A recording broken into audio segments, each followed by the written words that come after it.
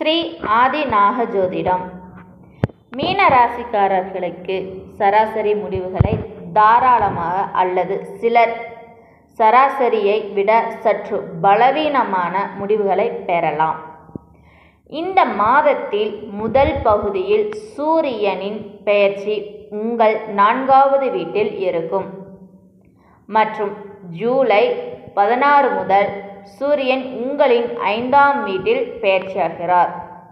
இந்த மாதம் சூரியனிடம் இருந்து அதிக அனுகூலத்தை எதிர்பார்க்க முடியாது. செவ்வாய் பெயர்ச்சி ஜூலை 28 வரை உங்கள் 6வது வீட்டில் இருக்கும்.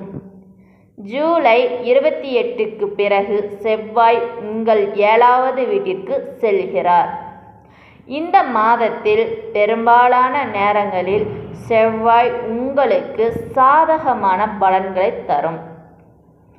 புதனின் பெயர்ச்சி மாதம் முழுவதும் உங்கள் 5வது வீட்டில் இருக்கும். புதன் கிரகம் ஜூலை 18 முதல் வக்ர நிலை மாறும். இது ஒரு நல்ல சூழ்நிலையாக கருதப்படவில்லை.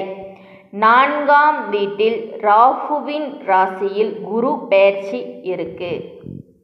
குருவிடம் அதிக அனுகூலத்தை எதிர்பார்க்க கூடாது. ஆனால் இந்த மாதம் முறையே 3வது மற்றும் 4வது வீடுகளில் சுக்கிரன் பெயர்ச்சி இருக்கும். சுக்கிரனின் இந்த 2 நிலைகளும் சாதகமாக கருதப்படுகிறது. முதல் வீட்டில் சனியின் பெயர்ச்சி சனியின் ராசியிலும் கேதுவின் துணை ராசியிலும் இருக்கும்.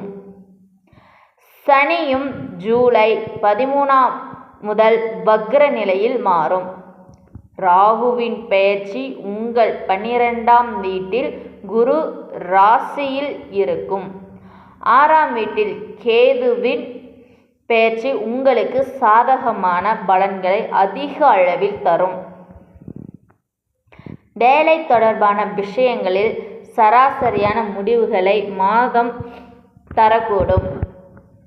அதே நேரத்தில் வணிகத்தில் ஈடுபட்டுள்ள ஒப்பீட்டாளர்கள் பலவீனமான முடிவுகளை பெறலாம். உயர்கல்வியில் பொறுத்தமட்டில் இந்த மாதம் சராசரி அளவிலான முடிவுகளை தரலாம். குறிப்பாக வீட்டில் தங்கி படிக்கும் மாணவர்கள் பாடங்களில் சரியான நேரத்தில் கவனம் செலுத்த முடியாமல் போவது அவர்களின் கல்வியில் பாதிப்பை ஏற்படுத்தும். மாதம் முழுவதும் உங்கள் திருமண வாழ்க்கையை பற்றி நீங்கள் விழிப்புடன் இருக்க வேண்டும்.